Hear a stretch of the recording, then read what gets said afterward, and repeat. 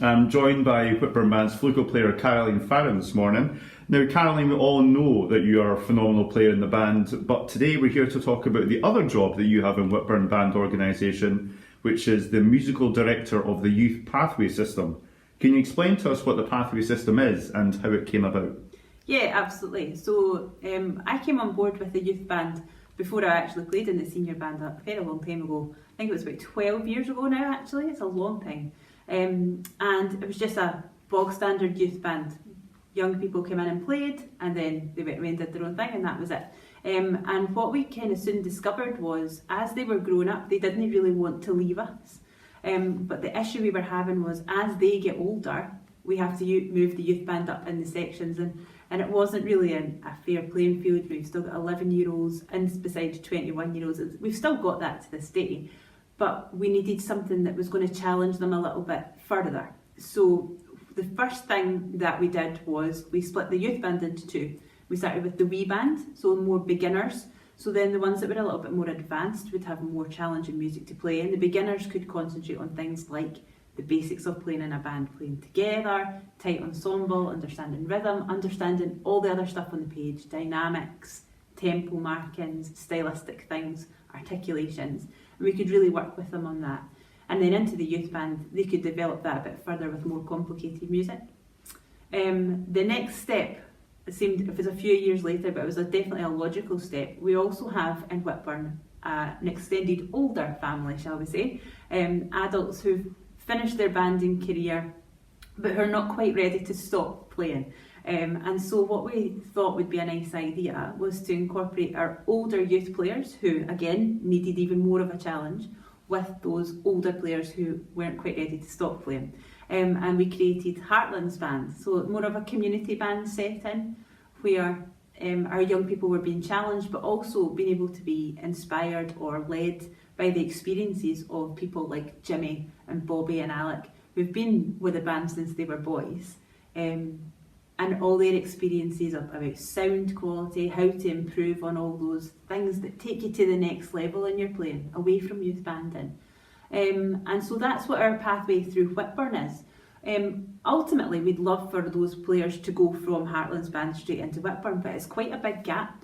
So Heartlands are around about 3rd and 4th section. That's where we kind of want them to be. It's just challenging enough, and it gives them that experience of proper adult competitive banding. But of course, with Whitburn being at the opposite end of that spectrum, at the top of the championship section, it's quite a big gap to bridge. So what we do and what we have done is we look for bands in the local area who maybe have a vacancy for a horn player or a tuba player, and then we'll encourage our young players to go along, help them out, get a feel for these bands, and then if they so happen to be asked to go, then we send them off with our blessing. And we do keep an eye on where they are. We know where most of them are in terms of banding, or some have left banding to go on and study music further. And what our ultimate goal is to welcome those players back into the band at some stage, whether it's as a guest player with Whitburn or to fill in a permanent seat, similar to Ryan Bradley and Amy Gray. They've done that in our percussion section. My next goal is to get a brass player in. That's what we want to do. It's an excellent idea, and the logical steps through as they progress through the pathway is brilliant. How important, looking at the very beginner stages, to young players is it having an ensemble they can go right to at the very start of their playing career with the wee band? Yeah, I think it's absolutely so important. I personally, and I'm sure you'll be the same yourself, when I started playing, it was in a band setting similar, where you got your wee lesson of somebody from the band at the side, and then you went and joined the band practice for the rest of the time. Somebody else went out and had their lesson. I also learned through school, but this was the sort of extra and addition on top of it. And as a brass teacher myself, I encourage my pupils to join school bands, local authority bands, community bands, other things, anything that they can do, because the more playing you do, the better everything gets. Your sight reading improves, your understanding of, I keep saying it, rhythm and pulse. That's one of the most important things. You can't learn that sitting in a room on your own. You learn it from sitting in a band or a group setting and from the people round about you. And the other thing is, it's a really healthy competitiveness. You want to be able to do what your pal can do. So, she can play up to a D now, well I'm going to make sure I can play up to a D next week.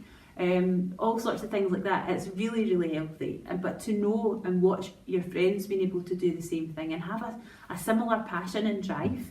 I mean, we've known each other for such a long time through youth banding, and then here we are playing in a senior band together as well, and having a common goal. Absolutely. And you meet so many people from across your local area, across Scotland, across the UK, across Europe, go all the way out to across the world, and someday you can go, oh yeah, they play the trumpet, they play the trombone, and it's amazing. It's a really, really nice thing that can connect people together, any sort of musical playing. Yeah. And I know that Whitburn Youth Band, over the years that you've been in charge there, have had many great successes. Can you recall a few performances that stick in your memory over the years? Yeah, well, every single one of them basically, yeah. Do you know why though? Because every time we do something, it's a first for somebody in the band. It's their first concert, it's their first time playing in Perth Concert Hall, it's their first trip away from home without their parents there. When at the other end of the spectrum, it's their last one. It's their last time playing with the youth band, they're moving on to something else. And there's always something really special to share with those players on stage, and just that little look that you can give them across the stage to reassure them that it's fine, it's okay.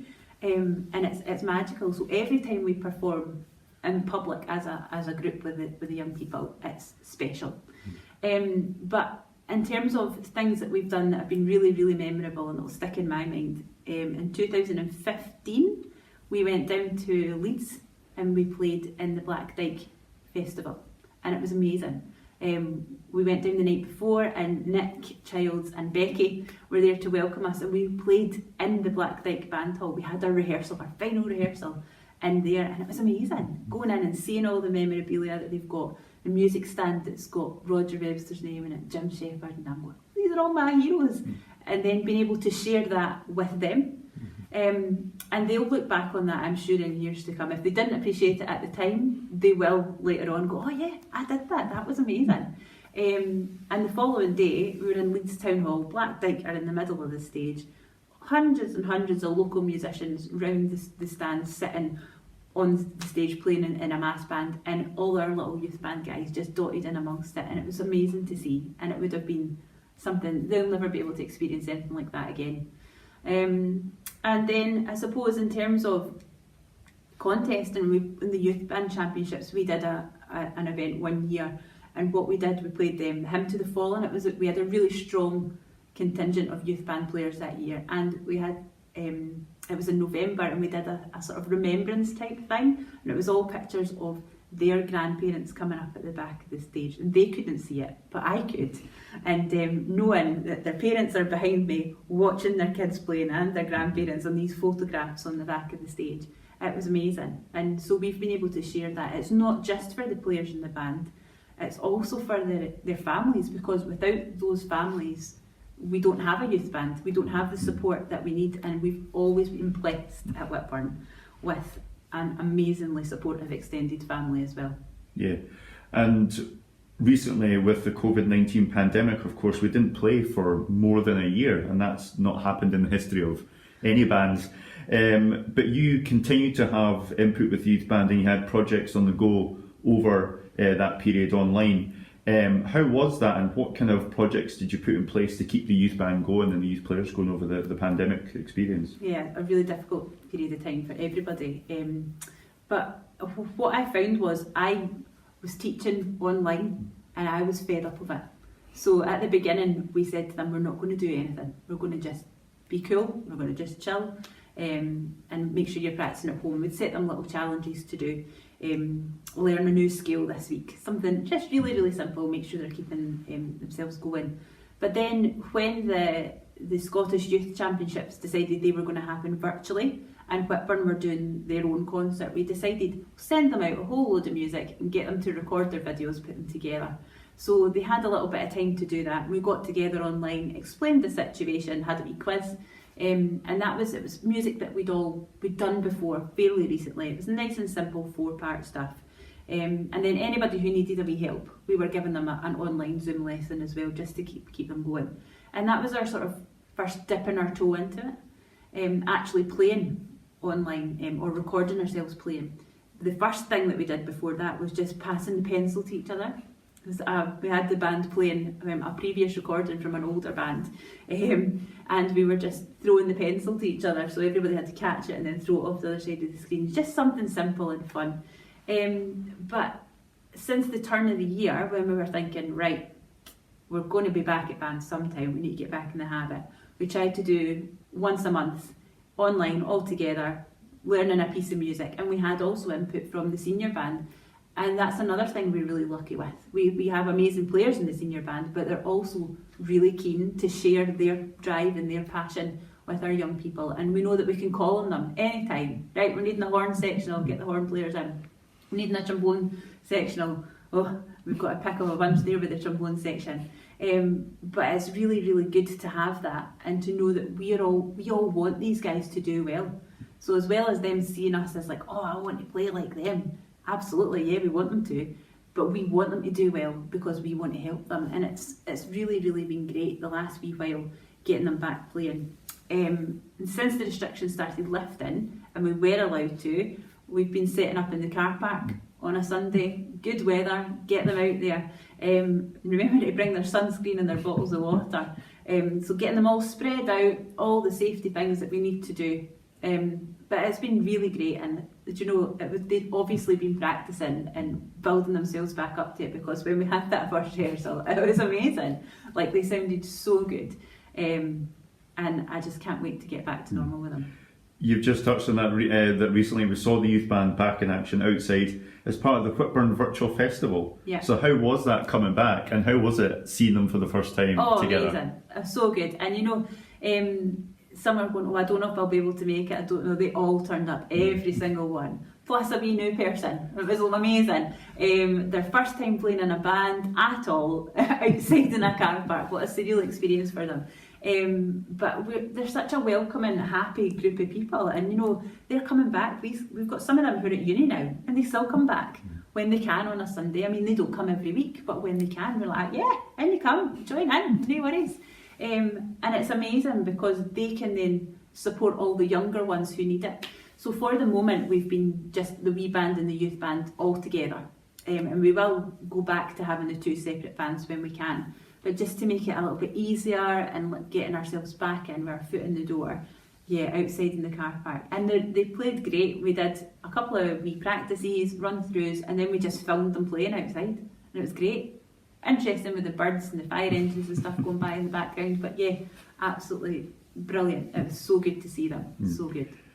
And along with the youth band, Heartlands Band has celebrated its own success and has a mixture of youth and experience. Now, you've touched on this, but tell us about the concept of that band and how it has been working over the last few years. Yeah, well, as I said previously, the idea behind Heartlands is that it's a challenge for our senior youth players, getting them into competitive banding, because the world of youth banding is very nice. Everybody wants to do well. There's no losers in youth banding. There's always a winner, but everybody, as you know, we're just at a different stage in our career. But when you get into adult competitive banding, somebody usually comes at the bottom of the chain, and it's quite difficult to get used to that. And as much as we've had really great successes, especially in the beginning of Heartlands, some massive successes, they were down in Cheltenham and everything, it's not always like that, and we have to try and teach them that you'll lose more times than you win over your whole banding career, and that's okay. It's okay to actually learn more from losing, because what went wrong, what do we need to do better, what can we improve on, and it gives you that sort of drive to make sure that the next time that doesn't happen.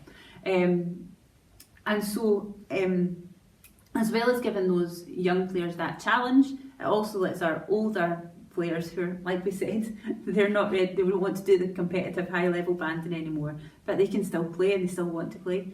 They can then pass on that experience, and it's really interesting to watch the dynamics of the Heartlands. You can have like an 80-year-old sat next to a 17-year-old, and they're having this really in-depth conversation about how we're going to approach the tonguing of that particular section, and them explaining why are we going to do it that way, but why would they do that? Well, this is why, because it sounds, and you see them and the sort of light bulbs going off all around the band, and it's not just from old to young that happens, it also happens the other way around. And you find the older member going, "Oh, how are you doing that?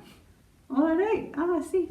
And it's lovely to watch it. It's a really interesting dynamic that goes on in that band. Absolutely. Finally, I know there's many individuals who started off in the Wee Band and have progressed through down the pathway system, the Youth Band, Heartlands Band, and then have went on, as you mentioned, to university and other local bands. You must be really proud of that and seeing the players develop over time. Yeah, absolutely. And you know what's amazing about it is they've always got time for us.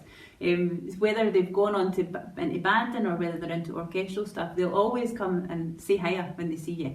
And you can chat about where they're at now, what they want to do, and if they can come back and help the band, then they will.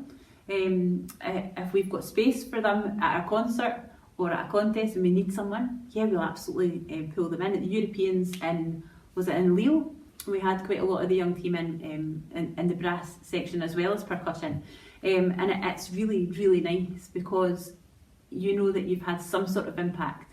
You might not have, been the driving force behind what they do, but you've had some sort of impact in where they've gone.